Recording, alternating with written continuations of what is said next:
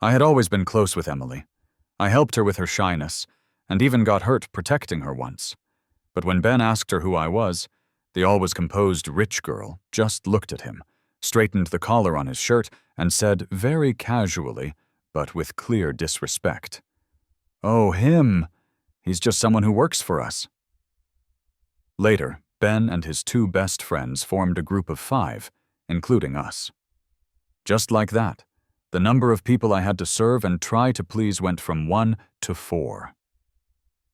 It wasn't until just before our final exams that I found Ben's phone.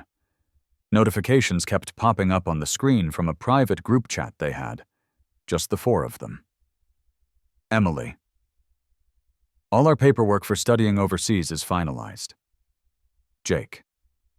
Does that kid still think Emily is going to take him with her? He's going to be pretty shocked after graduation, huh?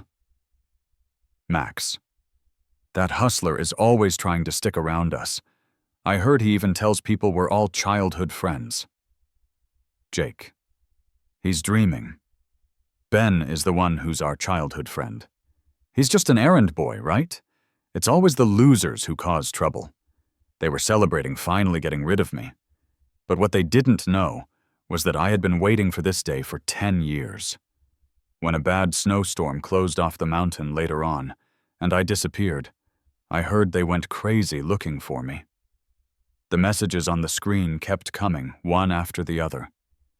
In the dark, empty classroom, the notification sounds were like a drum beating over and over, and the light kept flashing on my face.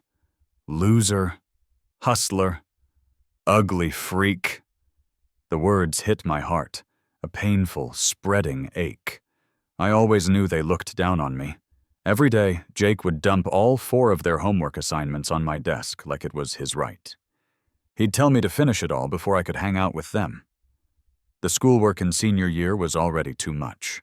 Finishing one person's homework would take until nightfall. Including my own, I had to do the work of 5 people, always staying up until 2 or 3 in the morning to get it all done. I knew it was a subtle way of warning me off. The hidden message was, "Stay away from us." These privileged kids never insulted me directly. Instead, they found creative ways to embarrass me.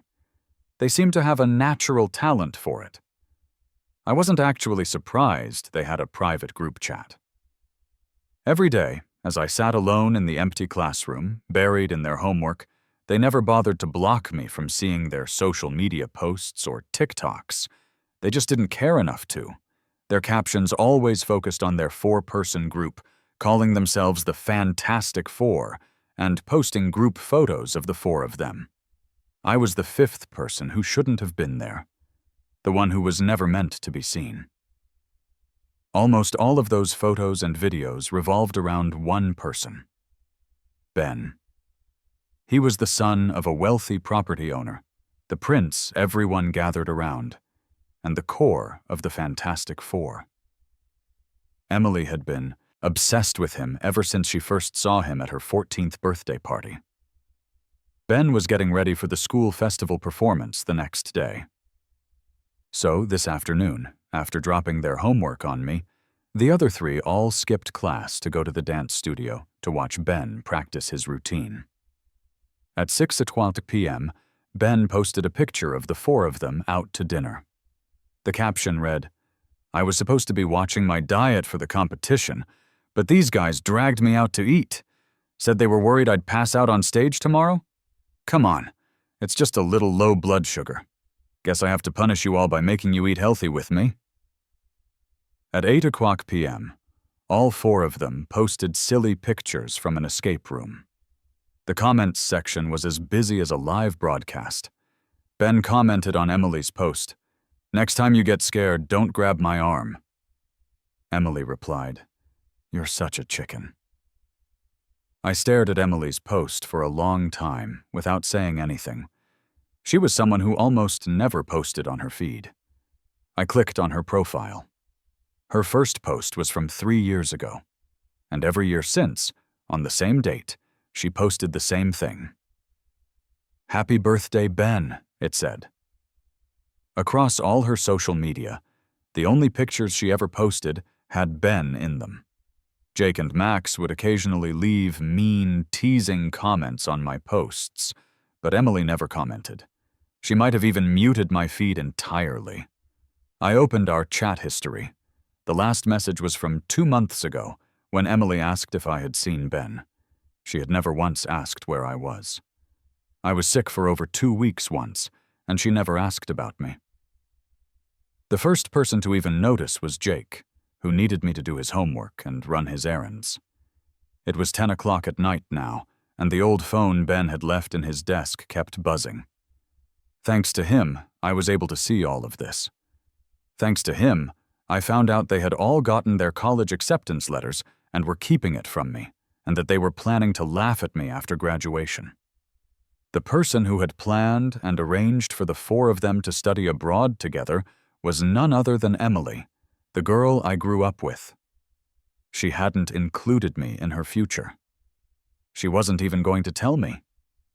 More than Jake's and Max's open insults, Emily's silence hurt the most. When did we become so cold and distant? Emily didn't used to be like this. When I was 7, my dad brought me to her. I managed to stand out among a crowd of kids showing off their talents by playing a tune on the bagpipes. It made the little rich girl, who was surrounded by compliments and attention, laugh. At the time, Mrs. Harmon was looking for a playmate for her daughter. Seeing a chance, the company's owners eagerly sent their own children over, using Emily's birthday party as an excuse. If they could become friends with the future heir of the company, they could at least become a trusted helper. If it was a boy, and they fell in love as children, he might even marry into the Harmon family. My dad was just a minor employee of Emily's father, but he had the same idea. After I finished my bagpipe performance, my dad figured it was a lost cause. But the next day, Mr. Harmon's assistant called and asked me to come over again. The second time I went, little Emily was calmly taking apart a complex puzzle cube. She called it a skewb, her tone a little uninterested, as she asked if I knew how to solve it. I picked one up and messed with it for a long time. In the end, Emily and the butler standing beside her stared wide-eyed at the solved cube in my hands. After that, I went over to her house to play a few more times, and then my dad moved us to a place near Emily's home. I was a simple, naive kid back then. I didn't understand social status or class differences. All I knew was that I had a lot of fun playing with Emily. I did occasionally wonder why I could only play with her. My dad said, "You can only play with Miss Harmon. You have to keep her happy, so I can keep my job." Mrs. Harmon often praised me back then for being smart and lively. I would sometimes overhear Mr. Harmon talking to a man in a white coat, saying that Emily's tendency to stay away from people had improved a lot. I didn't know what that meant at the time. I just knew that Emily would sometimes throw sudden tantrums. The other adults were afraid of her. The maids and her parents would try to calm her down in soft voices. I just found it strange. Why didn't her dad spank her, or even scold her? But I wasn't afraid of her. When she threw a fit, I'd challenge her on it. A child's ultimate threat was simple: "I'm not playing with you anymore." To my surprise, it worked. It worked incredibly well. Emily would stare at me in shock and rush to grab my clothes. I'll stop. Just don't stop playing with me." From then on, if she started acting up before I went home, Mrs. Harmon would threaten her by saying I wouldn't be allowed to come over tomorrow. And just like that, her emotions slowly settled down. Later, after a doctor checked on Emily, Mrs. Harmon asked me to help her make more friends. I did as she asked. I felt like a hero back then, ready to do anything for my friend. With my help, Emily started talking to more kids her age, and gradually became just like any other normal kid. My dad's position at the company rose with her progress. Then, When Emily was 10, something terrible happened. She was kidnapped, and I was taken with her.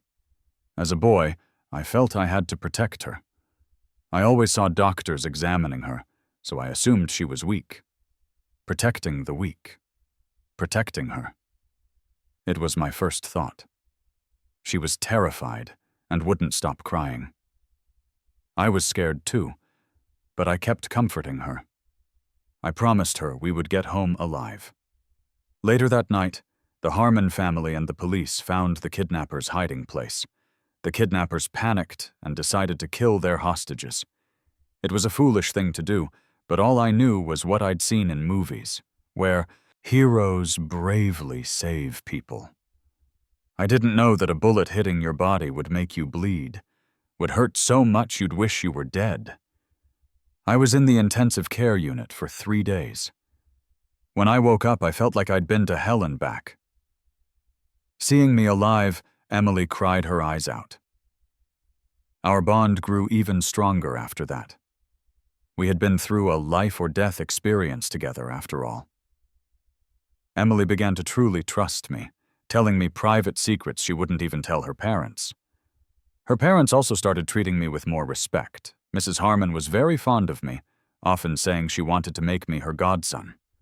I was excited, but when I told my dad, he didn't seem happy. But in reality, he had already used the fact that I saved Emily's life to get promoted to the president's deputy. He scolded me, "What are you so happy about? If you become her brother, how are you supposed to marry her later?" I didn't understand why I had to marry Emily, but it seemed like everyone thought that way. They all assumed I liked Emily. But what does a 10-year-old know about love? I lived a worry-free life for a while, a carefree time of childhood innocence. We were mischievous. I helped her skip class and sneak out to play. I'd copy her handwriting to do her homework, and we'd cover for each other during grade checks. I really used to think we were friends. I thought Emily felt the same way. But after her social anxiety faded, and she could interact with people normally, her parents transferred us to a new school, one for the rich and powerful. Emily began to mix with people from her own class. She fit right into the world she was born into, and became more and more of a wealthy heiress, and less like the Emily I used to know. She started to not need me anymore. Emily no longer relied on me as her only playmate. My place was awkward among those wealthy kids. They would always indirectly ask who my dad was. They would also ask Emily about my relationship with her. When they found out my dad was an employee of Emily's father, they all got this look of understanding on their faces. Around that time, I would often overhear the rich kids talking about me behind my back. They all said I was clinging to Emily, that I was shameless, that I must have used some dirty tricks to stay by her side. At first, Emily was furious when she heard those rumors. She stood up for me. After Emily lost her temper and warned them, things quieted down a bit. They still looked down on me, but they didn't dare to be so obvious about it. The turning point was when Ben showed up. After the birthday party, I started seeing Emily and Ben together more often. Ben was as handsome and bright as a prince from a comic book, with a natural, youthful charm that made it hard to look away. He was the son of a property tycoon. His family background and looks were a perfect match for Emily. Ben was a very likable guy. After he moved nearby, every time I went to Emily's house, I'd see him, chatting happily with Mrs. Harmon. Mrs. Harmon loved him. The expensive watches and cufflinks she gave him were completely different from what she'd given me. When I was mentioned, a flicker of awkwardness would cross Mrs. Harmon's face, and she'd just say vaguely, "Alex is Emily's childhood friend. His father is a very capable employee of Emily's dad. Alex and Emily used to play together a lot when they were little." Ben would let out a soft, "Ah," and then put an arm around my shoulder with easy familiarity. "You're Emily's friend, so you're my friend too. Is it cool if I call you Alex?" He acted as if he were the master of the house. Even I, as clueless as I was, could understand the subtle messages from Emily's parents. I stopped coming over as often. Mr. Harmon offered to have the family driver pick up Ben for school, along with us. My seat, which used to be next to Emily, was moved to the front next to the driver. Later, they always had to attend various parties together. Mrs. Harmon politely suggested sending a separate car just for me. That car picked me up for a few days, then the driver quit, and the arrangement was quietly dropped. My dad yelled at me for being useless, furious at me for not living up to his expectations. "Can't you just try to please them? Can't you suck up to Emily? Weren't you so lively and likable when you were a kid? Who were you trying to impress with that sad face all day?" I sat by my mother's hospital bed, looking at her in a coma without a word. But he kept talking. "What's the point of you coming to see her every day? She's been in a vegetative state for over a year and hasn't woken up. If you keep acting like a block of wood and do nothing and Miss Harmon gets tired of you, the Harmons might cut off the funding for your mom's treatment." But Emily hadn't come looking for me in a long time. Nothing I did would have mattered. But my dad's words hit home. He wouldn't pay a single cent for my mom's medical care. The Harmon family was paying the entire bill. So I shed my childhood innocence and began to carefully watch everyone's expressions. Emily would only be nice to me if I acted like I was good friends with Ben. Mrs. and Mr. Harmon would only look pleased if I helped bring the two of them together. I became careful and sensible. I started to imitate my father, learning how to please the Harmons, trying to please Ben, trying to please Emily. I was becoming more and more like my dad. Ben had two loyal friends, Jake and Max. They had been sticking to him since they were kids, absolutely adoring him. During the summer before high school, these two followed Ben, moved to our area, and transferred to our school. Their families were all friends, and they even owned a company together. Jake and Emily had known each other since they were little. So a 5-person group was officially formed, and we spent most of that summer together. Jake was arrogant and aggressive. Max was a playful flirt. They were like two guard dogs flanking Ben, only showing their softer side to him. Both were typical rich kids with nasty tempers. From the day they learned who I was, they never showed me any respect. But Ben would put his arm around me, affectionately calling me Alex. Following his lead, they were polite enough to my face.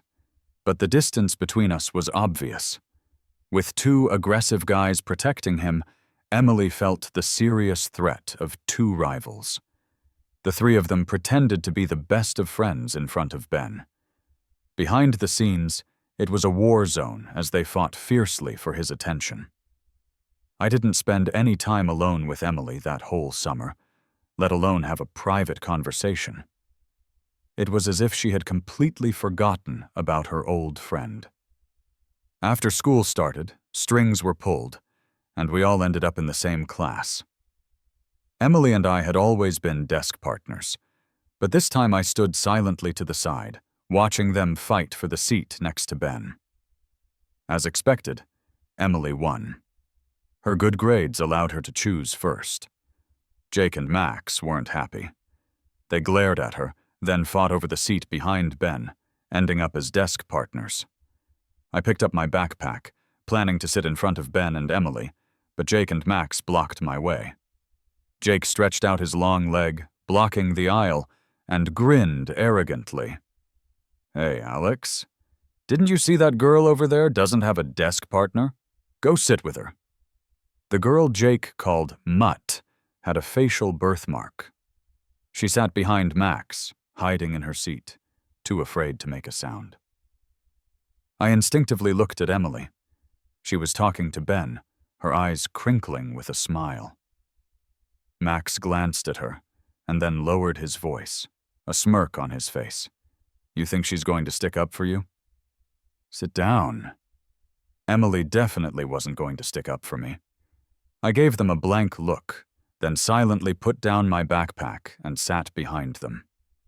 The girl they called Mutt and I became the targets of their bullying. She was their errand girl, and my freshly finished homework would be snatched by Jake from the front and turned in as his own. Eventually, it became me doing their homework for them.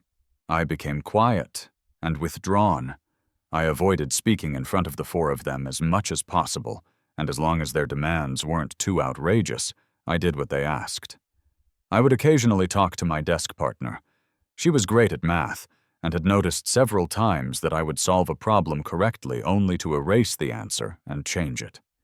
She once whispered to me, "The teacher went over that final challenge problem today, and the answer was the same as what you calculated yesterday.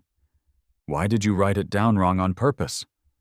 I glanced up at the group of four laughing and joking in front of us, and answered softly, "Neither Emily nor Ben got it right, so I can't get it right either." Because I was always helping her, Jake would mock me and deliberately spread rumors that Mutt and I were a couple. I couldn't be bothered with their gossip and teasing. But later, when my desk partner actually confessed her feelings to me in private, Max overheard. That night, Jake and his friends cornered her in an alley and beat her so badly she ended up in the hospital. When I rushed to the hospital, her family, who had accepted a financial settlement, didn't dare take their anger out on Jake and his crew. They just pointed at me, yelling and shoving. Max pulled them away while Jake stood to the side, arms crossed, a challenging smirk on his face, as if he were waiting for me to be grateful. But I just stared at them coldly. I held back the overwhelming urge to lunge at them with everything I had. From then on, the other students in my class grouped me in with those rich kids, treating me with a mixture of disgust and fear. I didn't belong to their class, and my own class now rejected me. For my lack of gratitude, Jake and Max's attitude toward me grew even worse. And Emily? She was with Ben, unaware of the world outside her little bubble.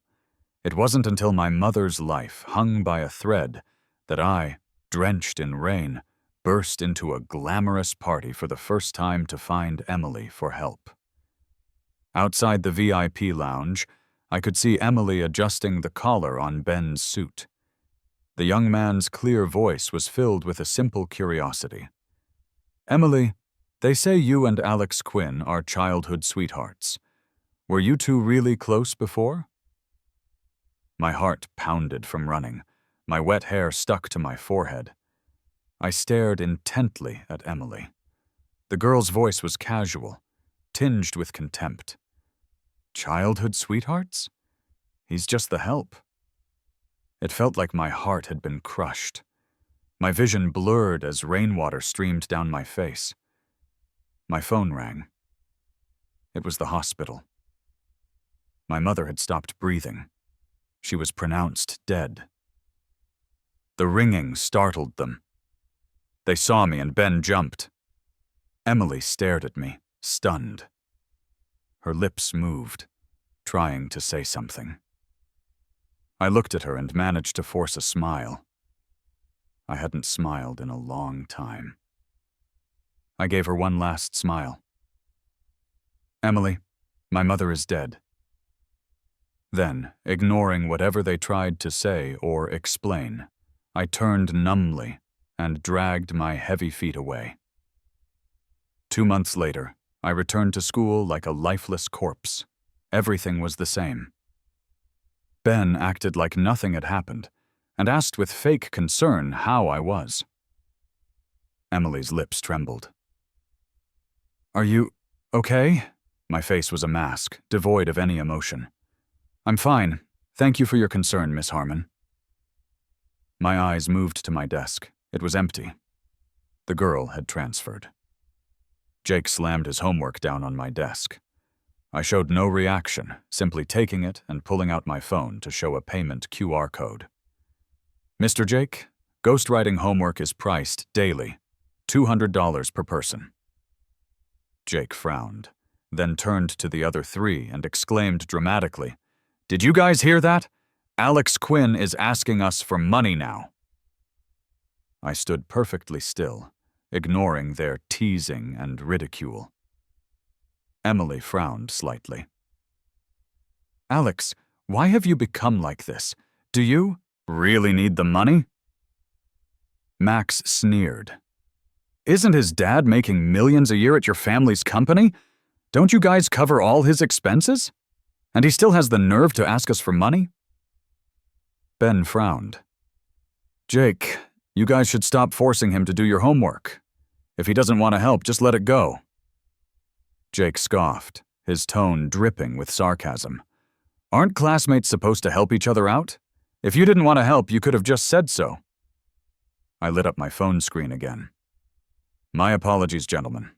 Even the help needs to get paid." Jake's face went cold. He scanned a code and transferred thousands of dollars to me. Then he gathered all their homework and slammed it down in front of me. "You want money, right? Then you do all of it. Make one mistake, and don't blame me for what happens." I lowered my eyes, picked up my pen, and without a word, began to write. And I kept writing until today. I put Ben's phone back, then placed the freshly completed homework on each of their desks. Then I pushed open the classroom door and slowly walked out of the school, the motion-activated lights flickering on around me. I was used to everyone else's disgust, but I never expected that out of the 4 people in that private group. The one who wanted to get rid of me the most was Emily. The same Emily who I grew up with. The same Emily I got hurt protecting.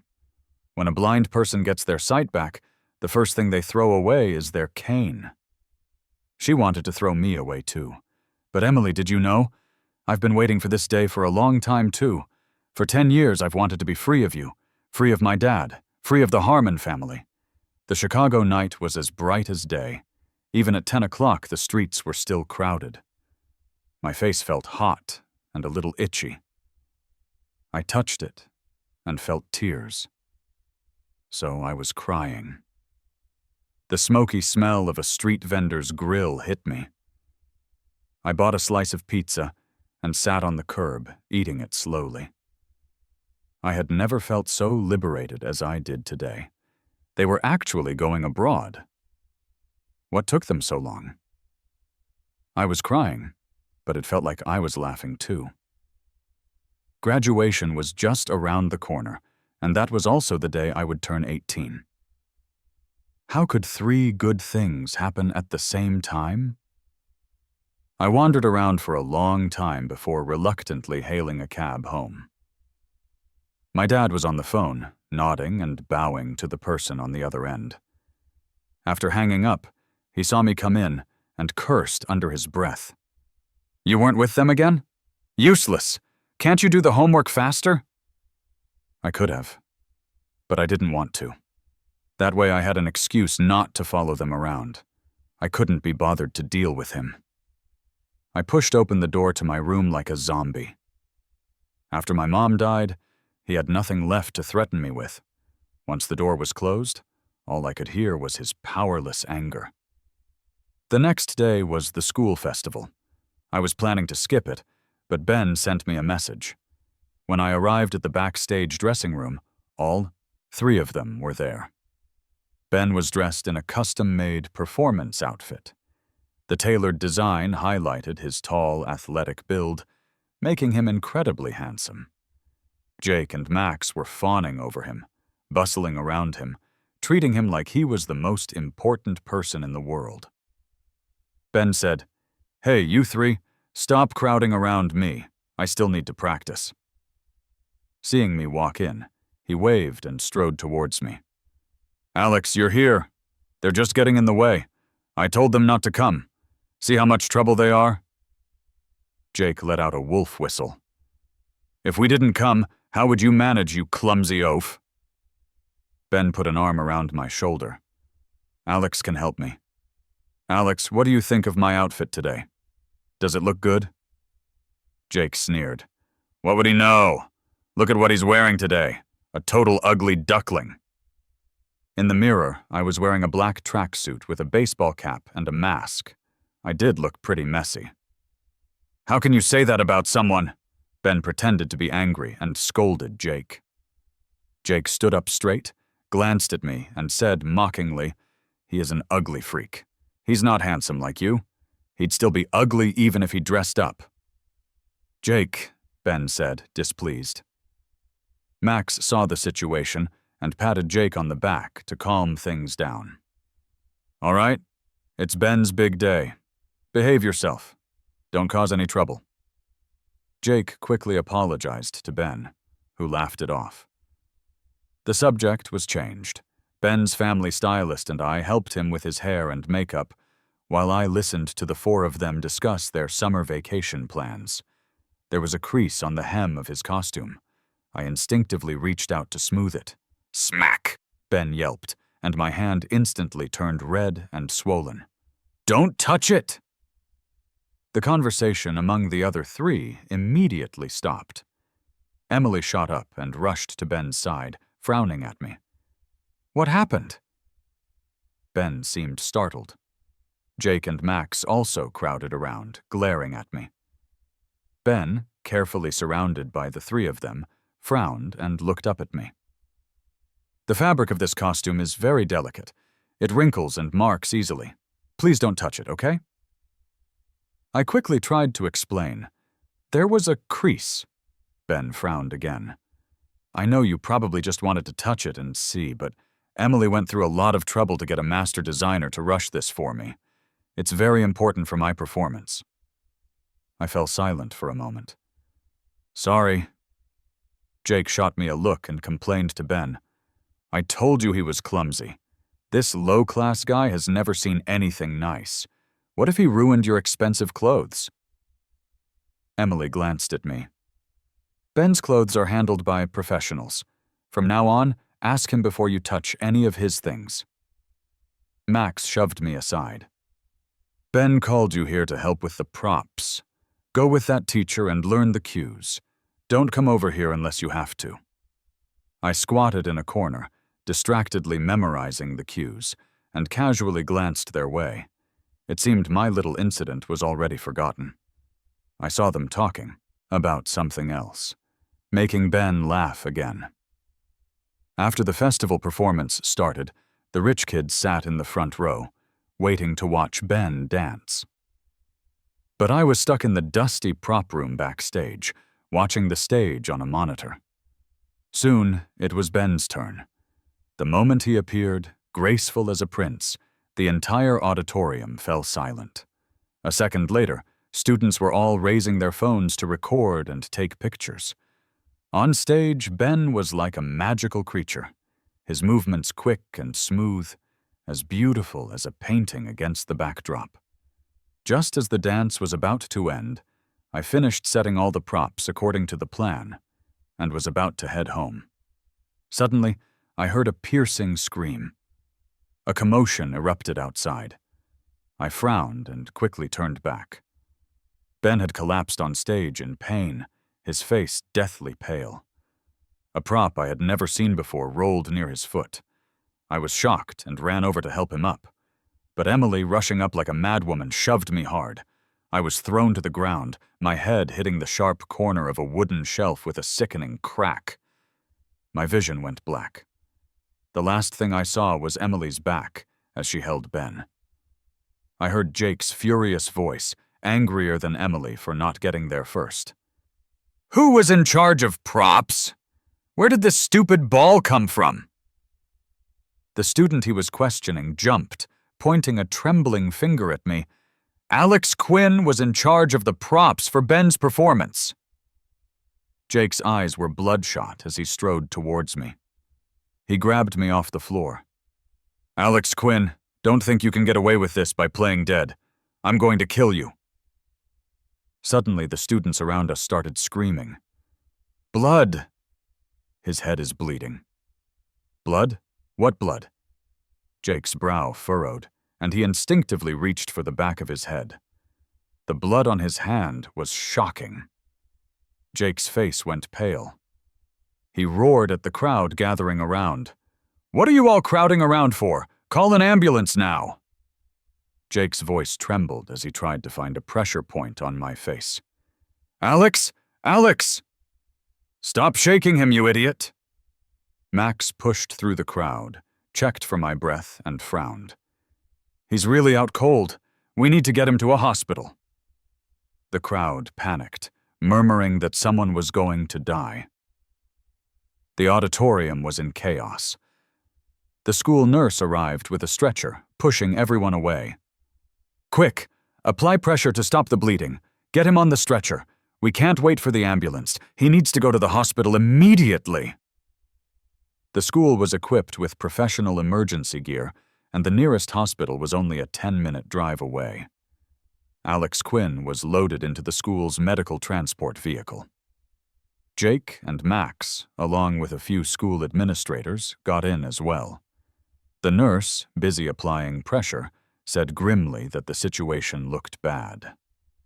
The two of them followed closely as Alex was rushed into the emergency room. Max pulled Jake aside, making way for the emergency doctors they had called. "You weren't the one who pushed him. What are you panicking for?" Max stared at the glowing light of the ER, his thoughts unreadable. "On the way here, I contacted the best neurosurgeon. He'll be here in 10 minutes. Jake was frozen stiff, completely stunned. Is he going to die?" But Max just scoffed. "If Alex Quinn really dies, Emily is in for a world of trouble. She really was kidnapped when she was a kid. Alex took a bullet for her to save her. Do you think she'd be alive today otherwise?"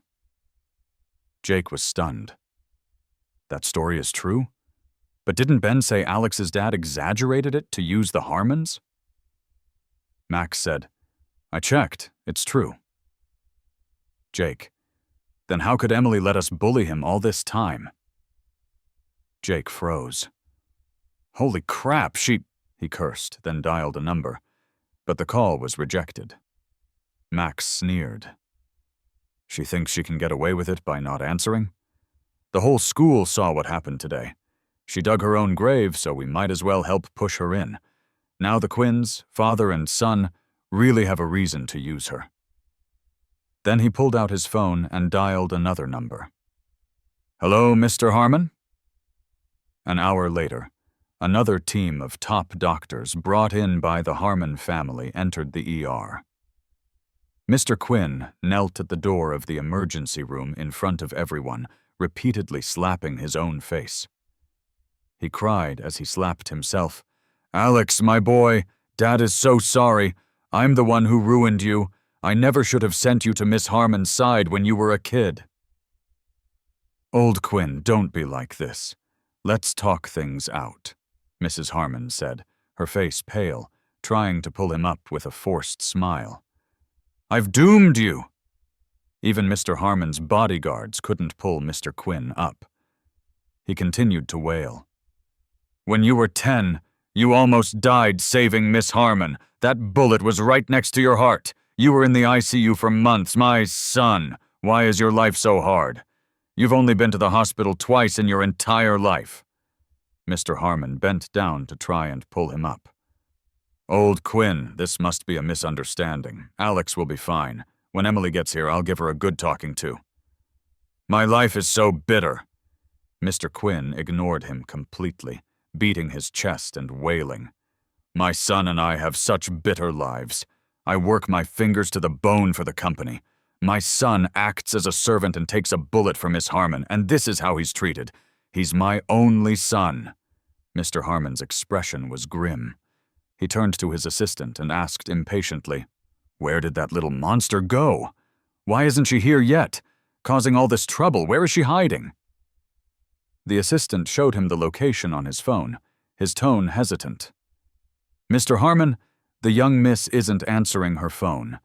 The location shows that she's also in this hospital." Emily hung up the phone.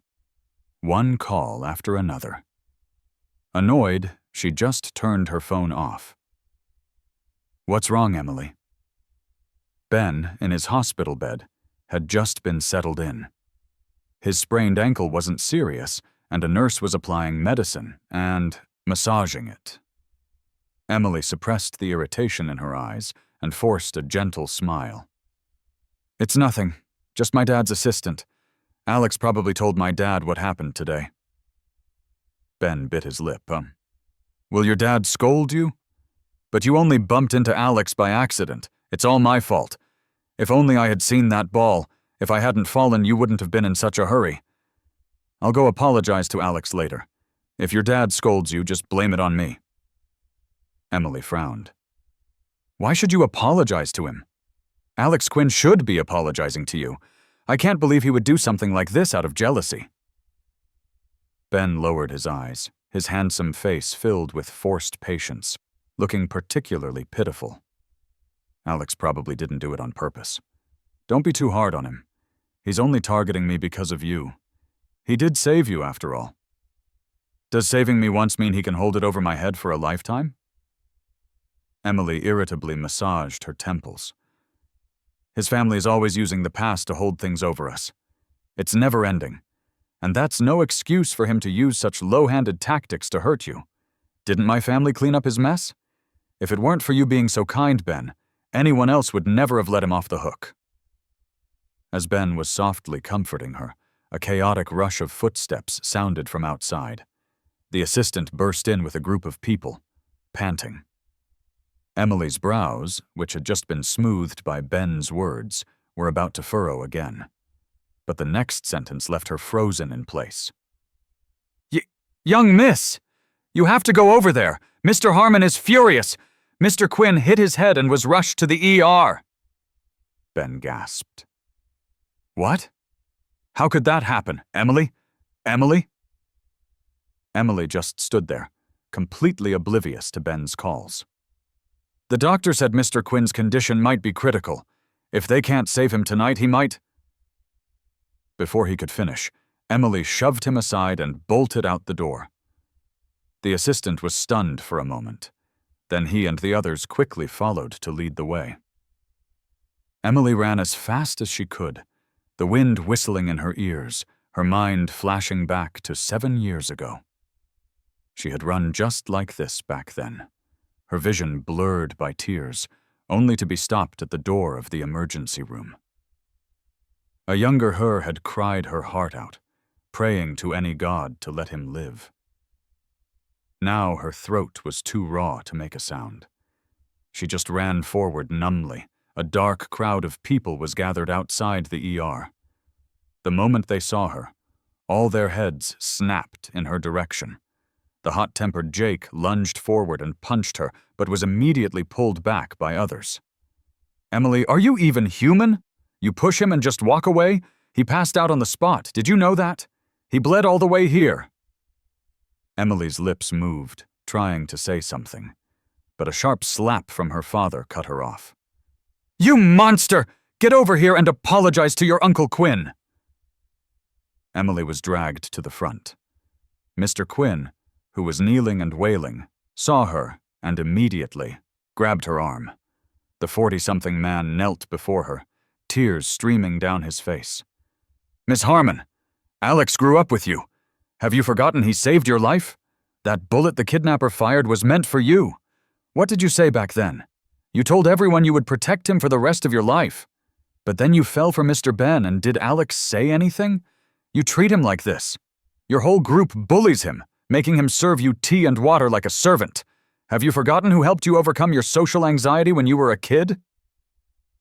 Emily stared blankly at the man crying on the floor, unable to say a word. "Fine. I don't want anything now. I quit. Just give me my son back. Give me my son back." Old Quinn. Mr. Harmon hurriedly tried to stop him, his tone soft for the first time. "You're just saying that out of anger. You're doing a great job. The company still needs your help. Emily didn't do it on purpose. Don't worry, I'll definitely give you a proper explanation. Alex will be fine. Get up, please. I'm planning to promote you to general manager. You can't fall apart now." Mr. Harmon pleaded and made all sorts of promises. Finally, Mr. Quinn wiped his tears and allowed himself to be helped up, muttering about his bitter fate. Emily seemed to have lost the ability to speak, just standing there in a daze.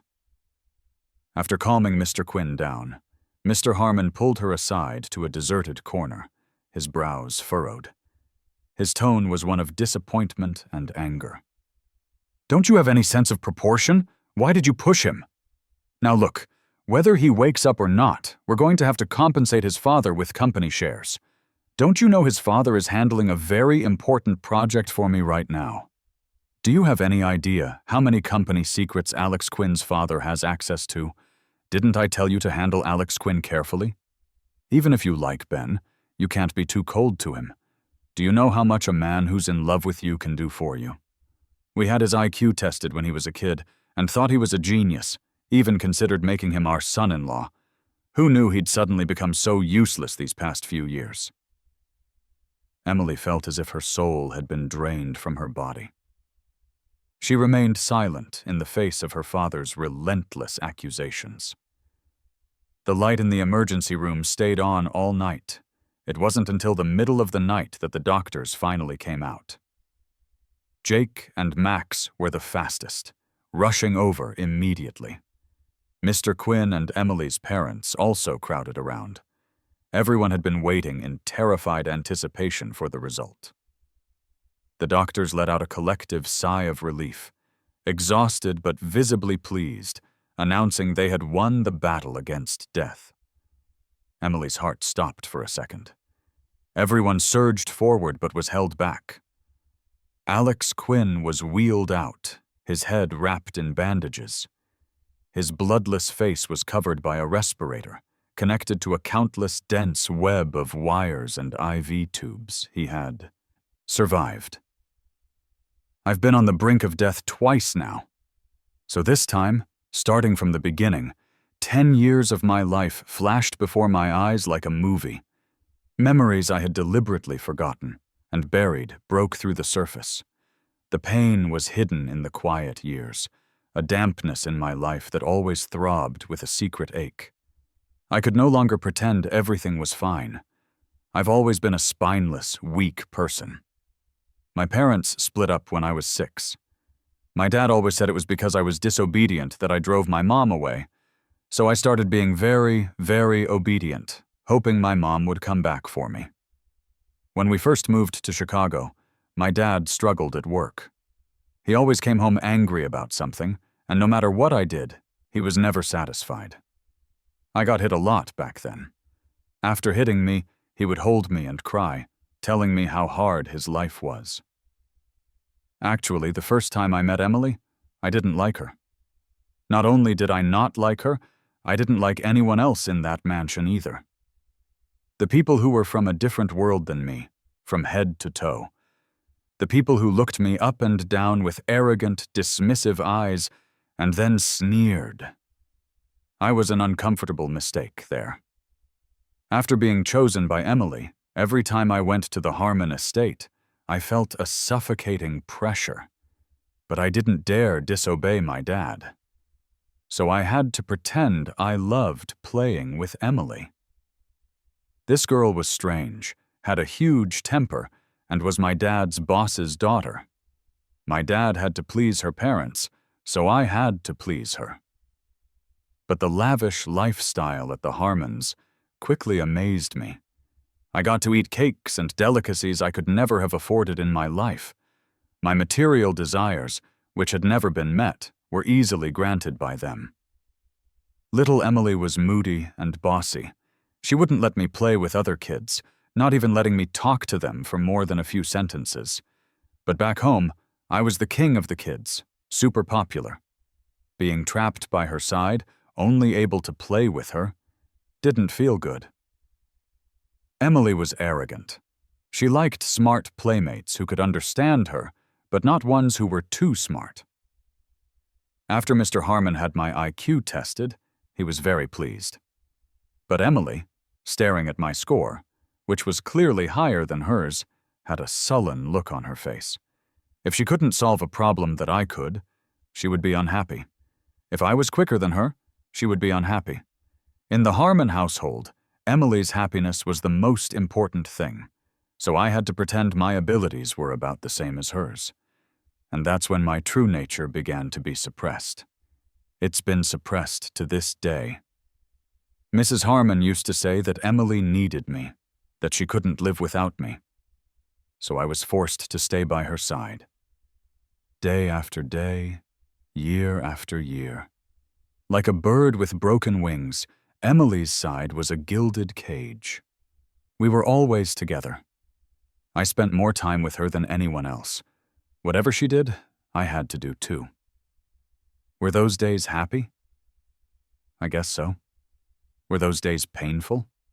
Yes, they were. When I was 10, my mom heard I'd been shot and was in the hospital. She traveled thousands of miles to see me. My son is a person, not a loyal servant of the Harmon family who's supposed to die for them. You can be their slave yourself, but don't drag my son into it. Is this the good job you were talking about? Then she and my dad had the biggest fight they'd ever had. It turned out they had only been separated. Now she wanted a divorce and was fighting for my custody. My mom refused Mrs. Harmon's check and didn't give her the time of day. Mrs. Harmon's face fell. My mom held my hand and asked if I wanted to go with her. I missed her so much. I cried and said I wanted to go home with her. The next day, Emily found out. Her expression was dark as she told me I wasn't allowed to leave. I was so angry at her for clinging to me and not letting me go. But just as I was packing my small bag, custody was awarded to my dad. My dad had a high income, and the Harmon Corporation's professional lawyers. My mom didn't stand a chance. Little Emily looked triumphant as she threw my bag back at me. "Alex, I won't let you go. You can't leave." My first escape attempt failed. In my second year of middle school, when I was 13, my mom's career took off. She came back fully prepared this time. She was going to take me abroad for further studies with her as my guardian. We could finally leave. That time, things went surprisingly smoothly. My dad and the Harmons couldn't stop my mom and me anymore. Emily was popular by then, very social. I felt she didn't need me anymore. I said goodbye to her in a good mood. I told her I'd send her postcards and souvenirs from there. Emily had just returned from a dinner party. Hearing this, her face darkened. She took off her coat and threw it to a maid. She walked right past me without a word. A maid who had worked for the family for decades couldn't bear to watch anymore and tried to persuade me, "Young Master Alex, why are you doing this? The Harmons are raising you to marry into the family. If you stay, you can marry in. Why leave with your mother?"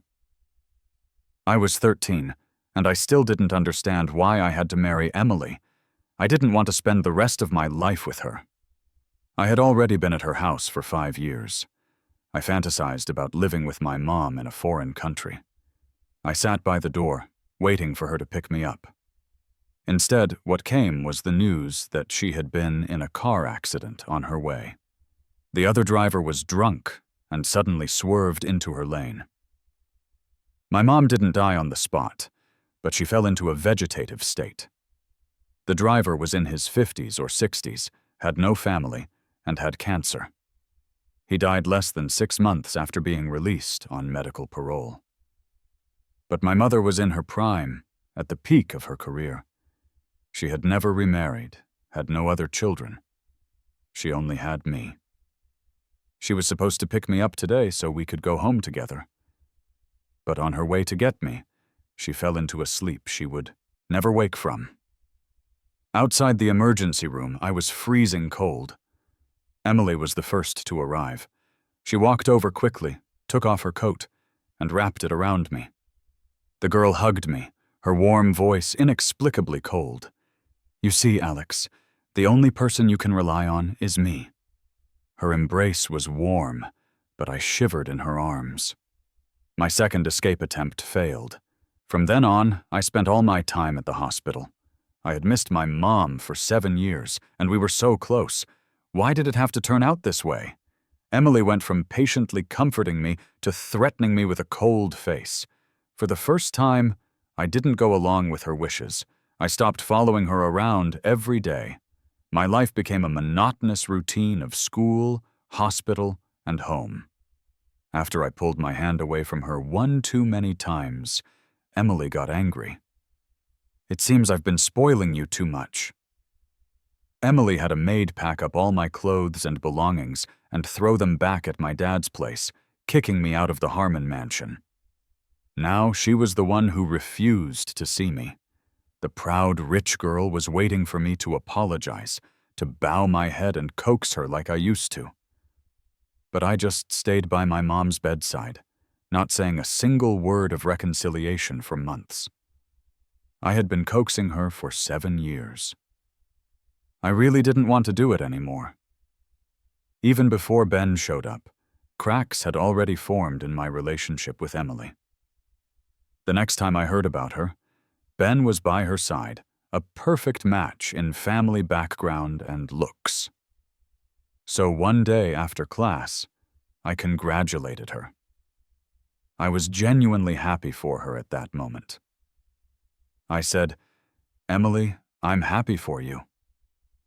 But Emily stopped, her face instantly turning dark. She didn't respond to my congratulations, and continued her cold war with me. As I was packing my bag after school to go see my mom, Emily suddenly spoke. Her voice was cold. "Alex, do you think you can survive like you do now without my protection?" I opened my mouth to say something, but she had already pushed past me to go find Ben. Soon after, Ben's 2 friends, Jake and Max, arrived, and I understood what she meant. Emily stood by and watched as I became the target of Jake and Max's bullying. Sometimes, after so long I couldn't tell, and I didn't dare to confirm. Was Emily just angry with me, or did she truly despise me? The word despise was so clear. I was like a beautiful pet, a toy she liked to play with. Now that she was tired of me, she just tossed me aside, and others could come and step on me. Yes, to her, Ben, Jake, and Max were all people of her class, just like her. Even if she didn't particularly like Jake and Max, she still respected them. For the past 7 years, she had liked me, but she didn't even have the same respect for me as she did for them. So I endured. My mother was still being treated in the Harmon family's hospital, so I endured. But my mother died. Outside the hospital, a heavy downpour. I cried my heart out over her body. Before I went to find Emily, she had already been on the brink of death. Her condition had improved greatly those few days. She had woken up and talked to me a lot. She said, "It's so good. My Alex has grown up so much. You're the one I worried about the most." She said, "I'm sorry, it's all my fault. When you were 6 and your dad took you away, I wasn't able to take care of you. In the future, never give up your career or your dignity for anyone. You have to rely on yourself first." I said, "Mom, I don't blame you. I'm not happy here. Get well soon, and I'll go home with you." She smiled and said, "Yes, okay, I'll take you home." But she lied to me. It was a final burst of energy before the end. My mom said one last thing to me. "Run, Alex. Run as far as you can. Mom can't go home with you anymore." She left me the money in her account and the contact information of her colleagues and friends. On that day, I lost the only person in the world who loved me. My dad sold me out for his own gain, a hypocritical schemer. When I was shot, he was secretly glad that my actions had put the Harmons in our debt. He didn't care if I was happy or sad. As I grew older, I realized he didn't love me at all. He even had several mistresses on the side. My childhood bond with Emily was completely broken that day. Broken by her words. Childhood sweethearts? He's just the help. After the funeral, I took my ID and household registration documents and ran. Afraid my dad would catch me, I didn't dare take any trains or planes. I hired a long-distance taxi. I carried her ashes in my bag, traveling 1,000 miles back to the hometown I had left as a child. My maternal grandparents had also passed away. After burying my mother, I didn't dare stay in a hotel that required registration, so I found a rental in an old part of the city and hid for over a month. I was my dad's cash cow for relying on the Harmons. He would never let me go. They reported me to the police and found me. In front of the officers, he said I was a rebellious kid who had run away from home. I wasn't an adult yet, even though I expressed a strong desire not to go with my dad. He was still my legal guardian. After a stalemate at the police station for several days, people from the Harmon family came with a lawyer and forcibly took me back. My third escape attempt failed. My heart was dead as I was pushed into the car. My dad relentlessly accused me of being willful and reckless. "You're being ridiculous. You've learned to run away from home. All because Miss Harmon said one thing to you. Do you know how worried Miss Harmon was? She's been looking for you. Go back and apologize to her." But as soon as I got back, I locked myself in my room and refused to see anyone. And as expected, Emily didn't come looking for me. I went back to school a month later. I wasn't a child anymore. This time my endurance was deeper, more patient. I was preparing for my fourth and final escape. I had two paths before me. Either my dad died, or I waited until I was 18. Besides, I still had a lot to do. In fact, ever since my mom's accident when I was 13, I had never given up investigating what happened. I had my ways.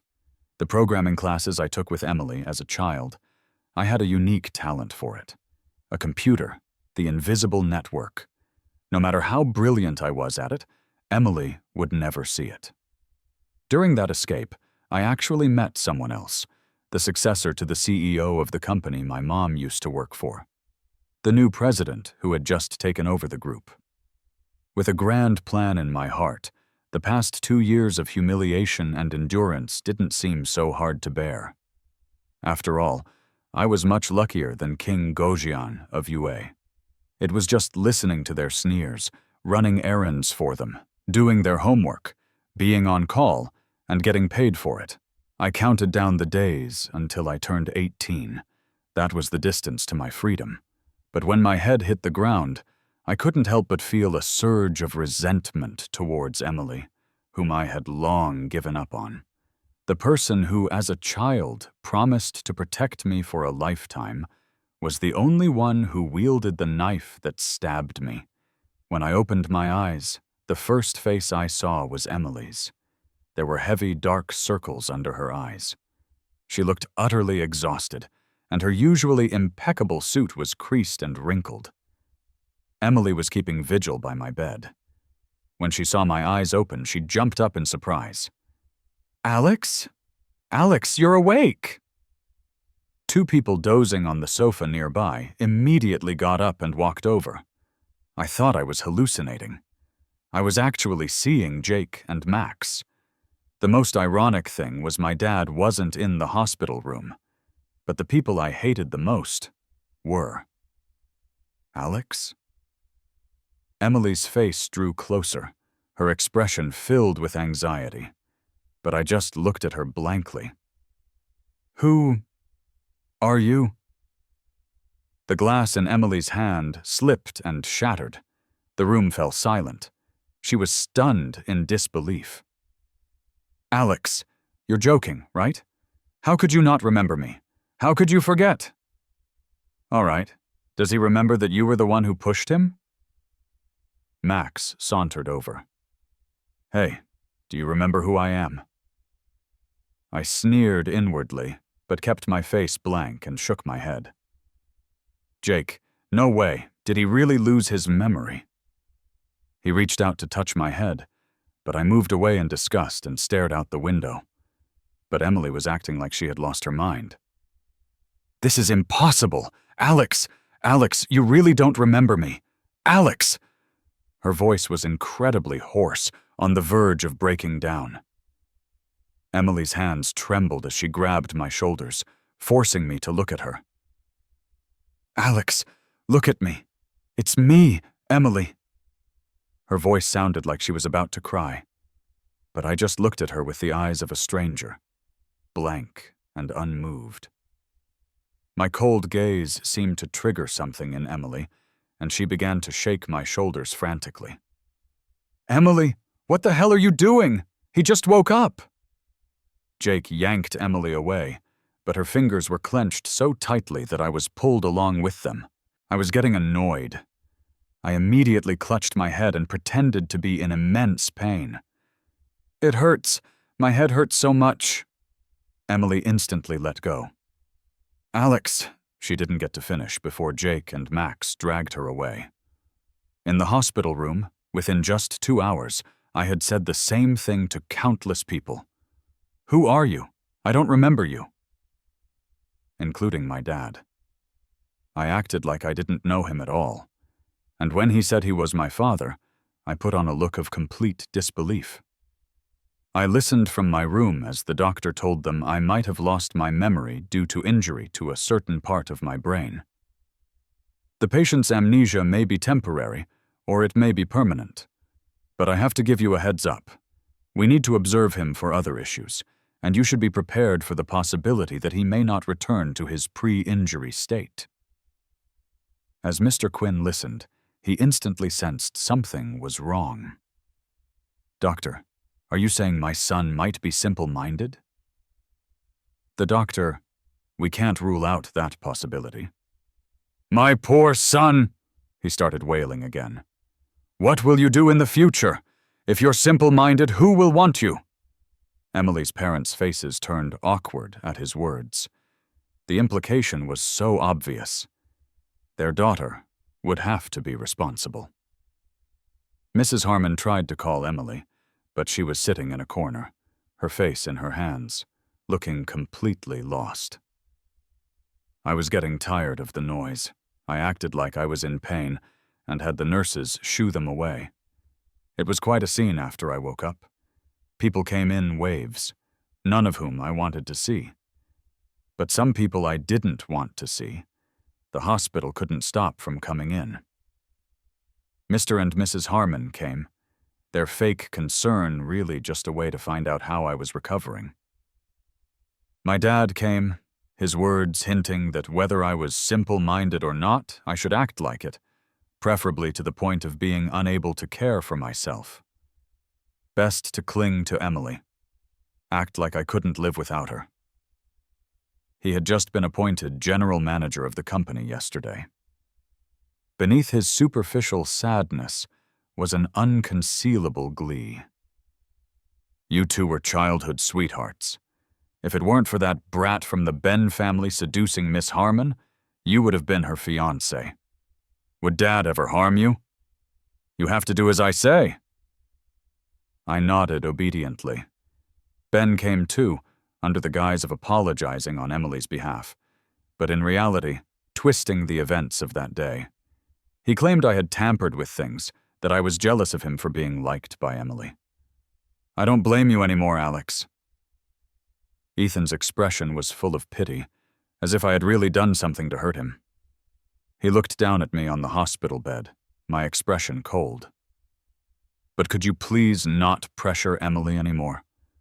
She doesn't like you. If she did, how could she have pushed you like that? Oh, sorry. Emily feels very guilty and remorseful right now. She's already in a lot of pain. If you use this incident to force her, all you'll get is her guilt and compensation. But what? Happens over time? She'll resent you, Alex, because you forced her to marry you." I said, "Oh, so what are you trying to say? I don't know you, and I can't tell any of you people apart." My words choked him. His gentle expression almost cracked. "What I mean is, whatever compensation you want, we can give it to you." I nodded. "In that case, I don't want to see you. Can you get out now?" Ben left in a huff, and Emily came again. She looked even more haggard. Her expression hurt as she looked at me. "Alex, I remembered my dad's words clearly. The moment she said one word, I threw a pillow at her. Then I clutched my head, screamed, and started frantically pressing the call button for the nurse. Emily stood there, stunned, letting me throw whatever I could grab at her.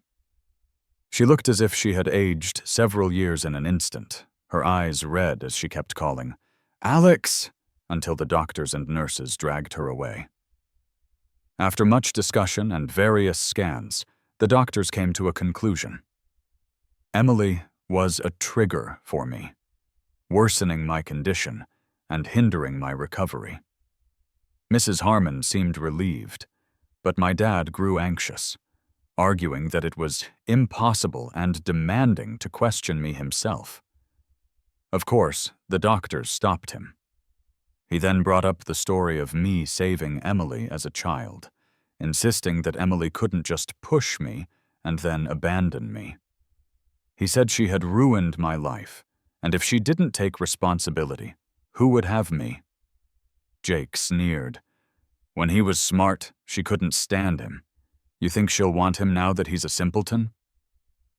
The Harmons' faces fell, their expressions turning ugly at Jake's words. Emily's voice trembled, but for the first time, she responded to my dad's days of pressure. Her voice was hoarse. "I'll take responsibility. I'll marry him. I want him." But Jake got agitated. "He doesn't even remember you. You think just because he has amnesia and has become simple, all the crap you did can be wiped clean?" Emily yelled back. "You were the one who always bullied him. You all did. Who was it that always made him do your homework and run your errands? Jake, you have the nerve to say that." Jake was too stunned to argue, about to lunge at her before Max held him back. Max sneered. "You're right. We bullied him. But you were the one who isolated and excluded him, weren't you? The four of us. Who's clean? Who hasn't bullied him? But Emily, he was your friend. You were the one who allowed us to treat him like that. Everything he's endured these past 3 years was with your silent approval." Jake. "Exactly. Do you dare tell Alex Quinn what you told us? You said he was clinging to you, that his family was driving you crazy. You said you liked guys like Ben." Emily's chest heaved with anger, but she couldn't say a word in her defense. She had given Alex Quinn the cold shoulder for 4 years. It started with a few months of the silent treatment, but Alex had guts. He never once bowed his head or tried to make peace with her. 4 years, and he had never once come to her to reconcile. No, he came once. But what did she say then? Childhood sweethearts? He's just the help. And after that, Alex never came to her again, never called her Emily again. Emily was speechless. They parted on bad terms. The next day, during their group visit, I sat with a bandage on my head and expressionlessly filled out a Sudoku puzzle. I had specifically asked the doctor for it. I also asked for a high school physics and math Olympiad-level test paper. Half an hour later, I put down my pen and pushed the paper towards them. My dad's face turned white with rage. Mr. Harmon's assistant and secretary checked the answers, exclaiming in disbelief, "My God, Mr. Quinn is a genius! This is absolutely incredible! He could totally compete in the Olympiad!" Mrs. Harmon finally let out a sigh of relief. Her daughter wouldn't have to marry him. Mr. Harmon was also very happy.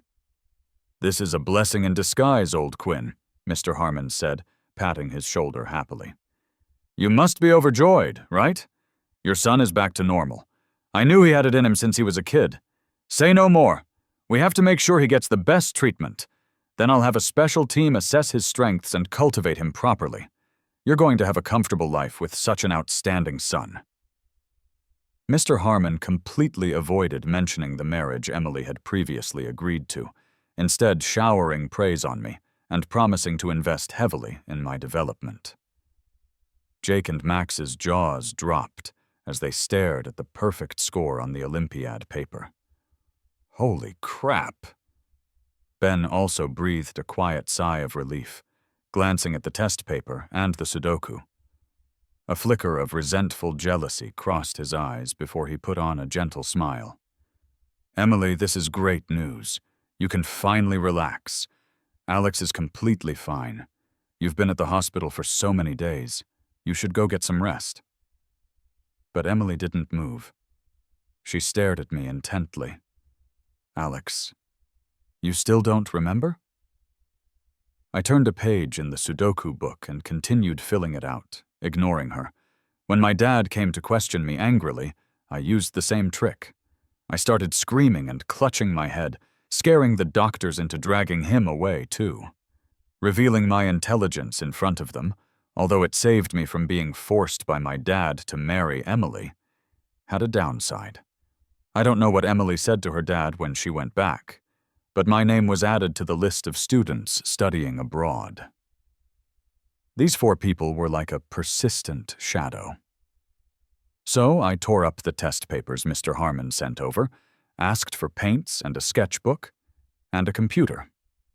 Surprisingly, it was Jake and Max who brought them. I gave them a cold look. Max plopped down on the sofa and pulled out his phone, looking like he was settling in for a while. Jake handed me the laptop and sketchbook, chattering non-stop. "What brand is this laptop? It's so heavy. I'll buy you a better one." "Don't use this one, it looks so old." Ignored him, put the laptop aside, and opened the sketchbook to pass the time. Those 2 really had the nerve to stay. Jake sat down next to me to see what I was drawing, making small talk. I didn't answer him, but he wasn't annoyed. He'd say a few bad things about Emily, then show me pictures and videos of the study abroad location, asking if I liked the scenery in Europe.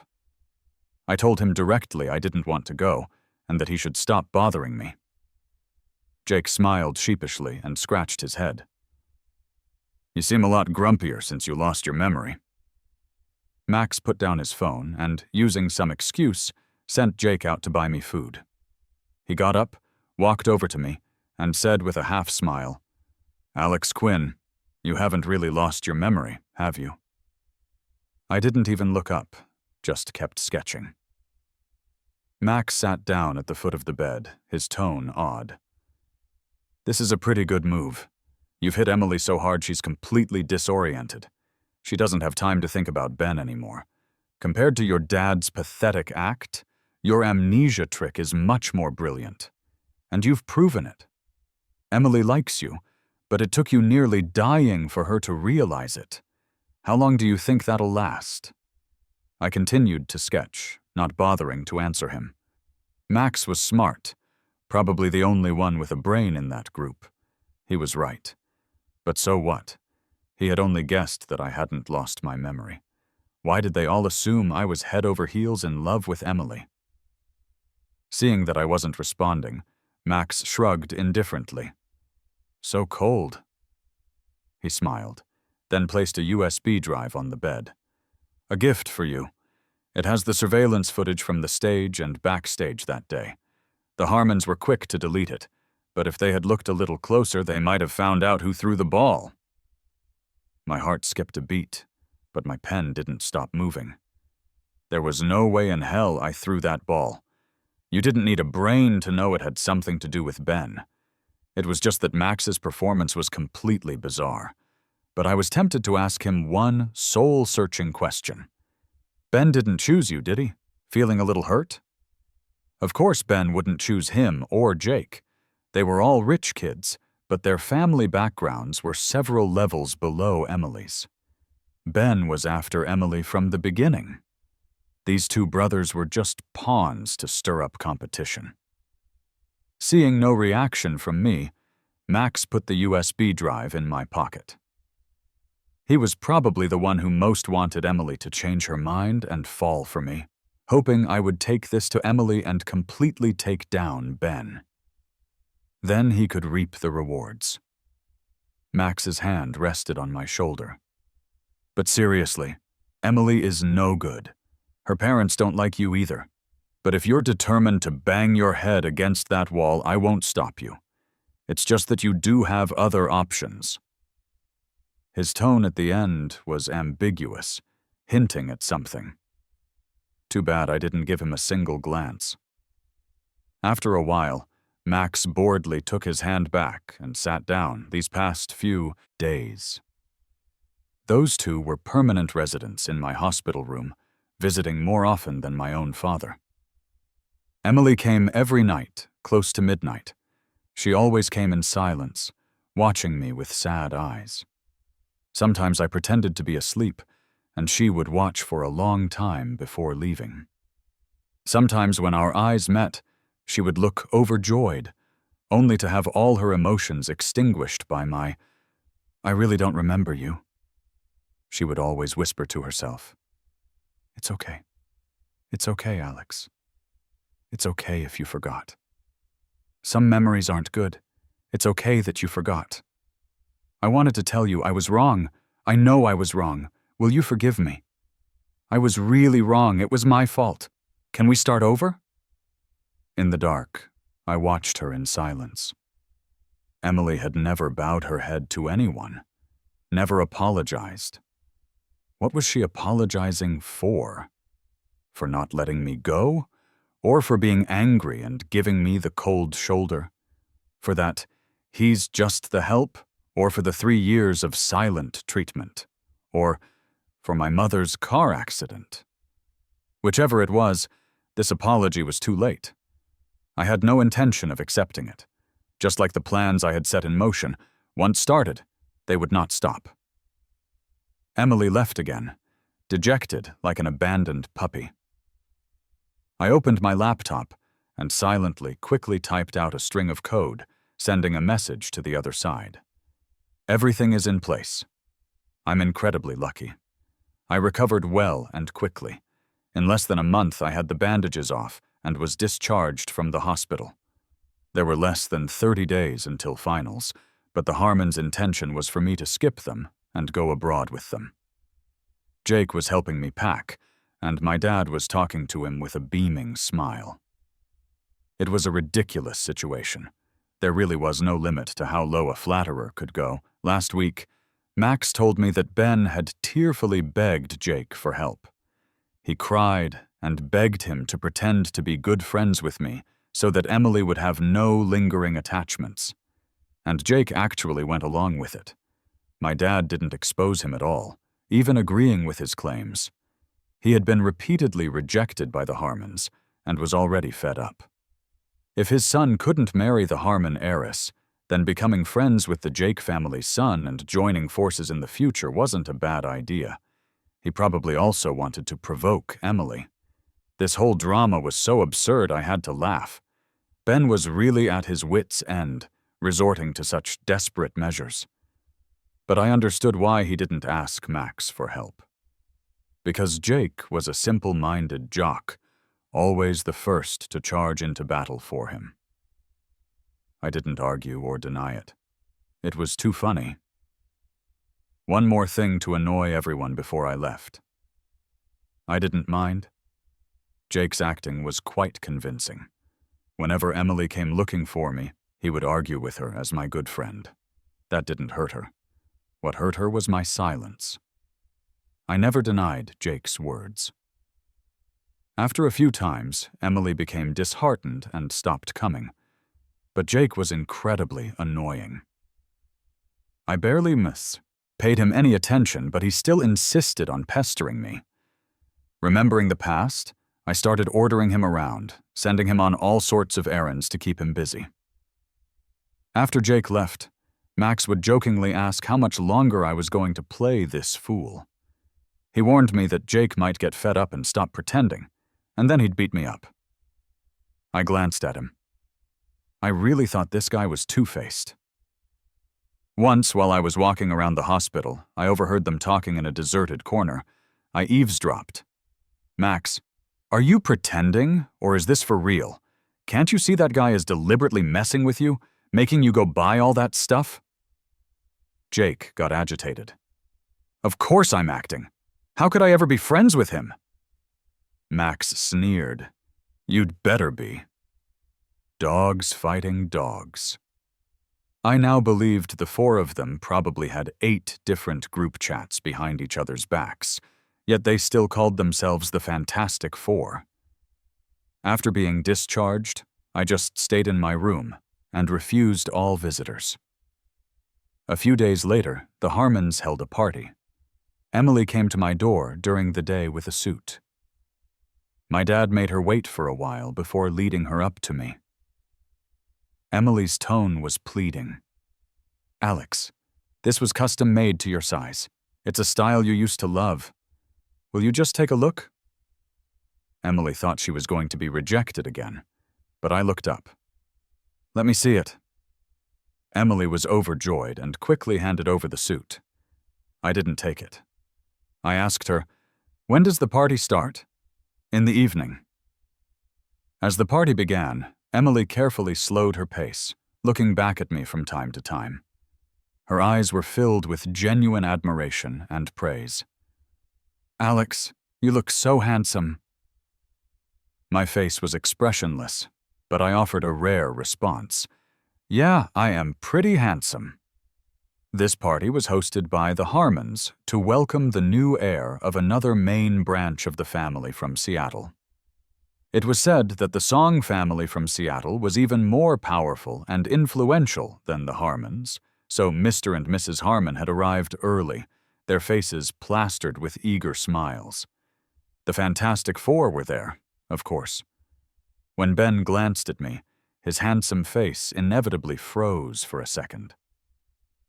I stood by Emily's side and gave him a slight smile. When Max and Jake saw me, their eyes flashed with surprise and admiration.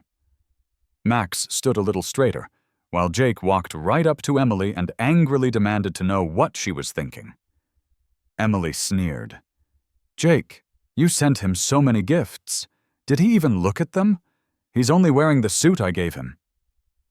I listened to their pointless arguments over who I belonged to. Suddenly, I heard a commotion at the front. The main guest had arrived.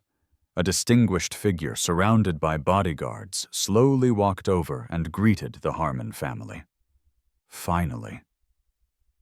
I looked at the tall figure surrounded by the crowd. It was the first time I had seen Emily's father so overly respectful. "Miss Serena, it's so wonderful to have you in Chicago. You must stay for a while." She was a stunningly beautiful young woman, and the only one in a room full of dresses who didn't need to wear one. She didn't need a male escort either. She had her own circle of people fawning over her. Is this what power feels like? It's wonderful. Emily pulled me over to greet her. "Cousin." Serena's beautiful eyes narrowed as she looked at me. Emily quickly introduced me. "This is Alex. He's my fiancé." Her parents' expressions changed, but in front of everyone, they didn't say anything. The other three had varied, unpleasant expressions on their faces. "So you're my cousin's fiancé," Serena said, staring at me with a smile and extending her hand. I clasped her hand firmly, my tone serious. "I've heard so much about you, Ms. Song. We've made contact." This wasn't our first meeting. 2 years ago, when I ran away from home, I called the number my mom had left me. The company she worked for had just gone through a major leadership change. The chairman had passed away, and a new successor had taken over. Serena found me. The first time I saw her, I knew she could help me. According to the Fantastic Four's original plan, they were going to go skiing in Switzerland in late May. When Ben brought it up again, no one was very enthusiastic. Seeing him as a lonely commander, I felt pity and said I would go. Emily carefully suggested that if I didn't want to see Ben, she and I could go together. I smiled. How could we do that? After all, we're a 5-person group. No one can be left out. On a private jet across the ocean, Emily thought she had found a chance to fix our relationship, but I insisted on bringing the other 3. But when we got there, and Emily and the others were about to go skiing, I claimed to be tired from the journey and wanted to rest first. This rest lasted for several days. At first, Emily wanted to stay with me and not go skiing with Ben. But after being invited a few too many times, she went skiing with the other three. I had calculated everything. I had brought my passport, ID, and all my important documents on this trip. 2 hours after Emily left, Serena sent a message saying it was time to move. So I put on my ski gear and slung on the backpack I had prepared. Under the surveillance cameras, I walked step by step towards the snow-covered mountain. I used to ski with Emily a lot as a child, so I was quite skilled. I skied further and further away. Then, following the location Serena had given me, I navigated through a series of winding paths to a deserted area with no tourists. Someone was already waiting for me there. We made contact. I followed them down a deserted path, avoiding all surveillance, and got into a car. Then I boarded a private plane sent by Serena. With her help, every detail would be more believable. I was less than half a month away from being old enough to be completely free of my dad's control, but there was no better opportunity than this to escape. Serena would arrange for my disappearance on the mountain, a perfect escape, and this plane would fly back to the country. Serena had already taken care of all the necessary procedures for me to take the final exams in Seattle. More than 10 hours later, we landed at a private airstrip in Seattle. Serena was already waiting there. As soon as I got off the plane, she handed me my exam admission ticket and a crystal goblet. Serena raised her glass to me with a smile. "Congratulations on your new life. Those who leave the ICU either face death or a new life." I survived. Of course, I was welcoming a new life. My fourth escape attempt was finally a success. On the other side of the world, Emily's group was in chaos. Alex Quinn was missing. They reported it to the local police, but by nightfall, there was still no news. A tourist had seen which way Alex had gone and pointed them in the right direction. But it was an unopened area, making the search and rescue operation extremely difficult. As time passed, Emily grew more and more frantic. Missing on a snowy mountain. The chances were he might be. She began to hate herself for going skiing with them. She left him alone just once, and he got into trouble. The vacation, which was meant for relaxation, had turned into a nightmare because of what happened to Alex. Ben, who had suggested the ski trip, was pale with guilt. The mood in the group was anything but joyful. It was overwhelmingly oppressive. Ever since Alex was hospitalized, everything had changed. No one revolved around Ben anymore. Emily was a nervous wreck, bowing and scraping just to get Alex to look at her or say a word. Even Jake and Max were always at Alex's side. They had wanted to ski too, but now that Alex was missing, they were blaming it all on Ben. These people were acting like they were possessed. But amidst the chaos, Ben had a nagging feeling that something was wrong. And this secret unease was confirmed a day later when the search party found Alex's phone. After warming it up and charging it, they cracked the password. Among the countless missed calls and unread messages, one read message from Ben stood out. The date was the day Alex went missing. Ben, Alex, Emily, and the others are hurt. Can you bring the first aid kit? The location sent was the exact area where the search party found the phone. Ben's face turned white as if he had been hit over the head with a club. His lips trembled as he stammered an explanation. "I didn't send that. That's not the message I sent." The way the other three looked at him was as if they wanted to eat him alive. In the next instant, Emily, her eyes bloodshot, lunged at him and grabbed his throat. "It was you! Ben, you set Alex up last time too. If it weren't for you, Alex wouldn't have been injured and lost his memory." Her expression was terrifying. Ben could barely breathe. "That's a person's life." Ben, there's a limit to your jealousy and scheming. Did you want to kill Alex? People pulled the enraged Emily away, but their gazes towards Ben were no longer friendly. If anything happens to Alex, I'll make you pay with your life. Jake held back the frantic Emily, while Max just watched coldly. Ben was on the verge of a breakdown, crying and desperately trying to explain, "It wasn't me. It really wasn't me. This time it really wasn't me." He had sent a message to Alex, but it definitely wasn't that one. Ben's vision went black. But with the evidence right there, he had no way to defend himself. It was aimed at him. Alex Quinn was definitely getting his revenge. A few days later, I heard that the rescue team in Switzerland had found nothing on the mountain. Ben was brought back home by his family, supposedly to recuperate, but really to protect him from Emily's revenge. Emily and the other two stayed behind, still searching for me. I heard they wanted to find me, dead or alive. On the day of the finals, it was a dreary, rainy day.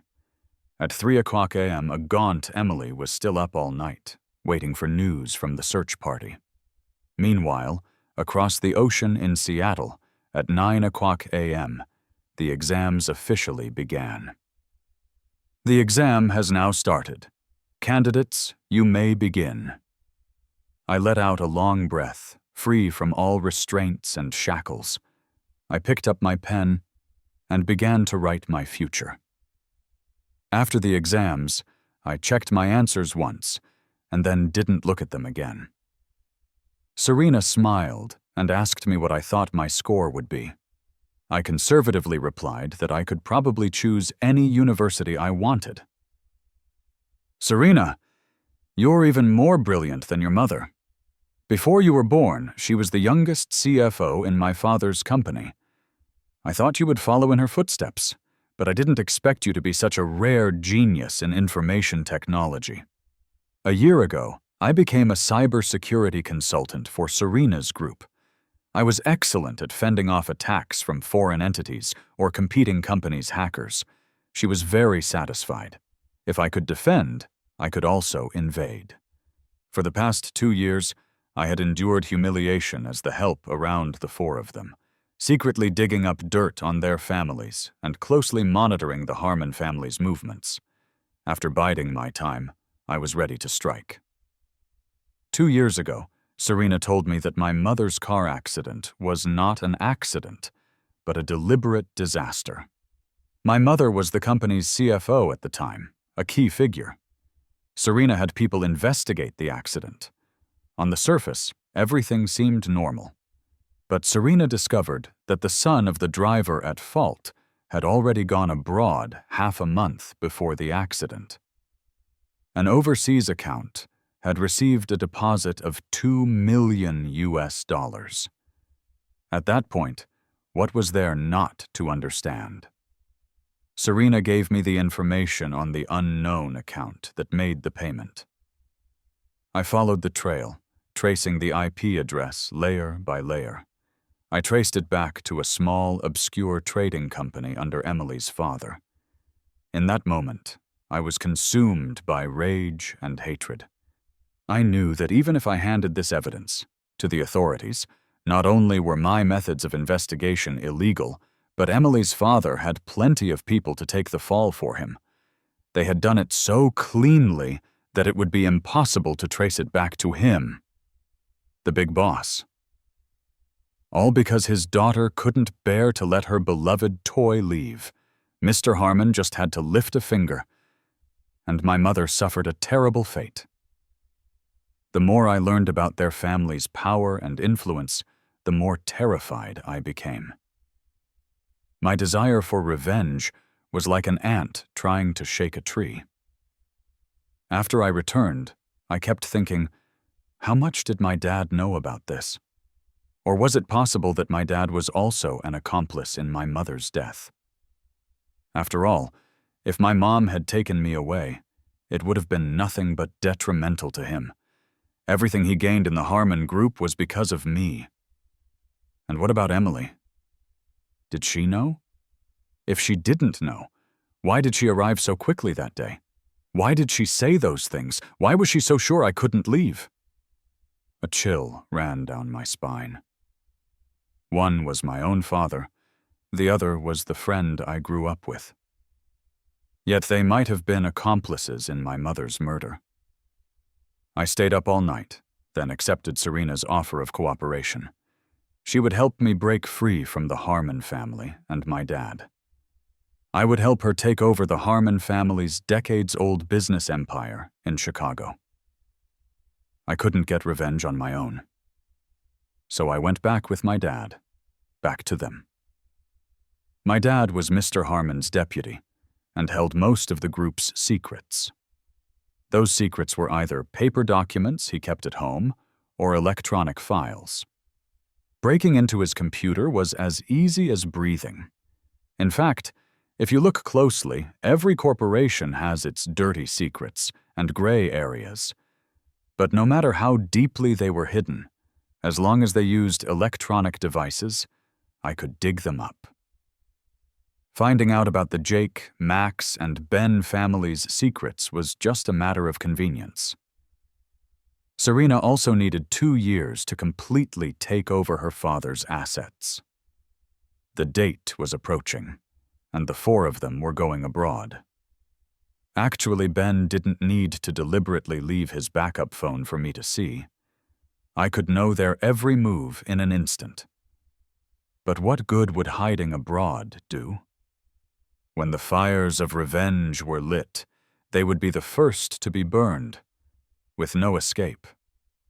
The only mistake was Ben's sudden fall on stage, and Emily pushing me against the sharp corner of a shelf. I almost died. If there had been even a slight miscalculation, I could have been left with brain damage, or like my mother, in a vegetative state. I had been struggling with how to deal with Emily because of our past, but now I had no such concerns. Before I passed out, I didn't feel bitterness. I had been bitter for the past 3 years. What I felt was hatred. The hatred of having my own body fatally wounded. You regret it now? You feel guilty now? What were you doing before, Emily? I almost died. Step by step, one by one. Just as we had planned. The message about Ben on the mountain was just a small gift in return. A return for his slander and framing during the school festival performance. The main event was just beginning. The project the Harmon Group was handling suddenly ran into one problem after another. Mr. Quinn was taken in for investigation on suspicion of leaking company secrets. One disaster followed another. All of Emily's father's past illegal projects and gray area businesses were exposed, causing a public uproar. This attracted the attention of the relevant authorities, and the Harmon family was too preoccupied to deal with it. Mr. Harmon was desperately seeking help. The businesses of the Max, Jake, and Ben families were also exposed. Because the 4 families were so closely linked with many business dealings, it was basically a domino effect. The surveillance video of Jake beating up Mutt had long been deleted by the Jake family, but it reappeared today as everyone was kicking them while they were down. And the students that Ben, Jake, and Max had bullied in the past, the victims whose cases had been handled by their families, all came forward with videos.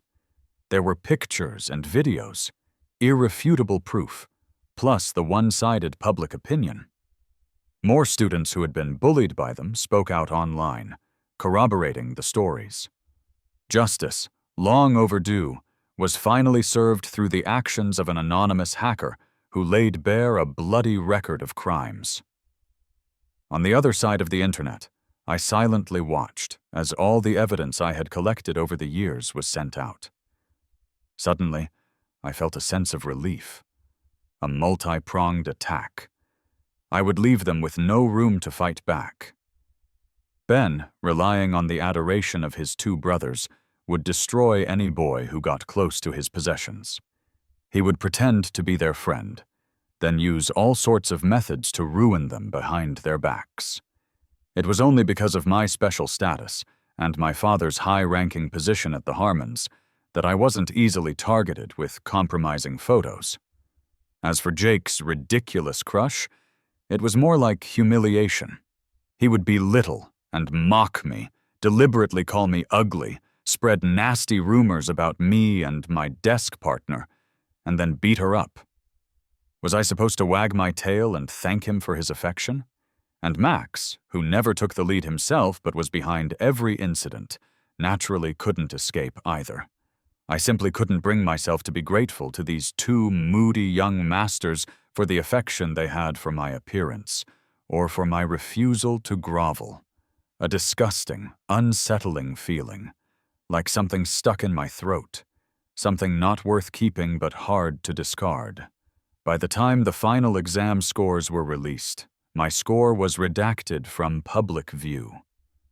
Those families were bled dry, in shambles, and the negative impact was still spreading. Forced to cut their losses, they suffered greatly and were severely weakened. The Harmon family was a special case, with deep roots and extensive connections. The main target was Emily's father. Serena waited until the Harmon family was on the verge of collapse before she, with a winning hand, accepted their repeated pleas for a meeting. But she wasn't there to offer a helping hand. She was a venomous snake. She had already drafted a contract to strip them of their power. She was going to swallow them whole. My top score in Seattle would soon shatter the fake news of my disappearance on the mountain. The four of them probably already knew that I had faked my disappearance and fooled everyone. But I didn't leave Seattle. I waited for my old friends to come to me. When Emily appeared before me, I almost didn't recognize her.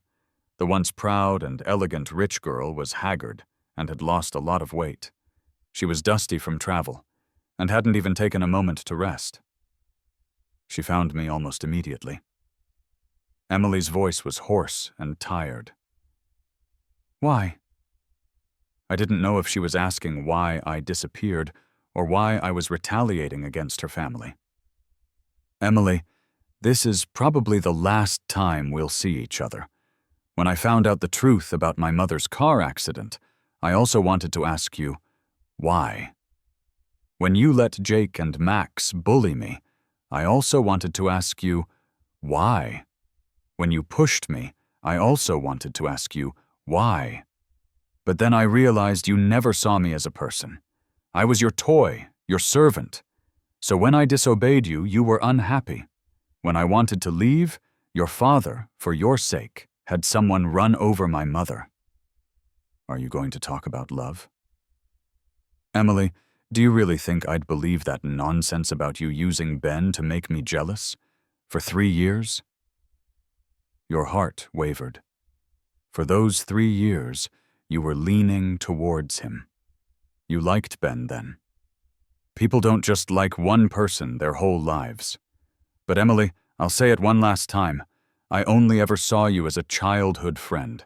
I never ever liked you, and I never wanted to marry you. Emily's eyes were vacant. Her lips just moved. I know. But Emily, you held me back. Do you know that? Do you know what kind of life my mother had planned for me?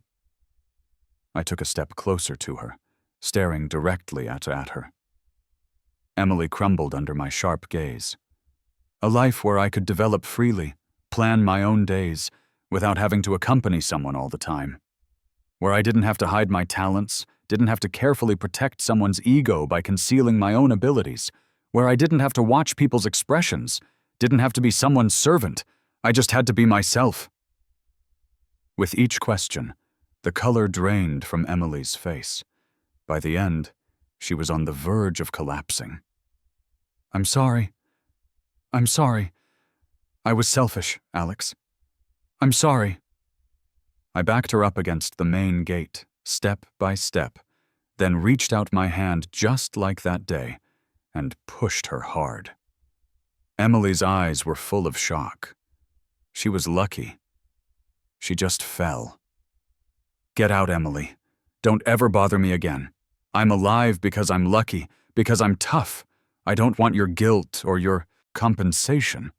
After all, you were one step away from mourning at my grave." The gate slammed shut in her face. Emily wouldn't have time to bother me anymore. Her family had plenty of problems waiting for her. She stood outside the villa for a long, long time, until she passed out in the early morning and was taken away by the people following her. The day after I turned 18, I went to Chicago. I cursed out Max, punched Jake, and humiliated Ben. Then I cut ties with them completely. They were actually afraid of me now. It seems those days of being universally hated had taken their toll. Mr. Quinn lost everything. Everything he had gained because of me was gone. A stray dog. He cursed me, blaming me for not listening to him. Until I told him that if he didn't learn to live with his tail between his legs, what happened to my mom, I would make him experience it too. Of course, I was just scaring him. It was funny. When he found out I was behind the downfall of those 4 families, he started to fear me too. This man who had been so arrogant his whole life finally couldn't be arrogant anymore. He did know the truth about my mom's accident. He might have even been involved. He had just reached the position of general manager only to be thrown down again. His wife and son were gone, and his mistresses had run off. Coincidentally, Emily's father, while driving, was hit and killed on the street by another person with nothing to lose. Karma. A fine play. After everything settled, my revenge was complete. Serena was handling the cleanup. She still took the time to see me off. I left with the admissions team from MIT. Serena smiled and asked why I was in such a hurry. I smiled back and said I was afraid of unforeseen complications, that those families might come back for revenge. She said they probably didn't have the time for that. Serena invited me for a deeper collaboration, to come work for her officially after graduation. I told her that a professor in the physics department had invited me to participate in his summer research and said with a smile, "We'll see." In my account was the final payment from Serena, enough money for me to choose my own path in life. "Mom, I now have enough capital to accept or reject anyone or anything. I can stand on my own 2 feet in this world. Don't worry about me anymore. Your son is very strong now.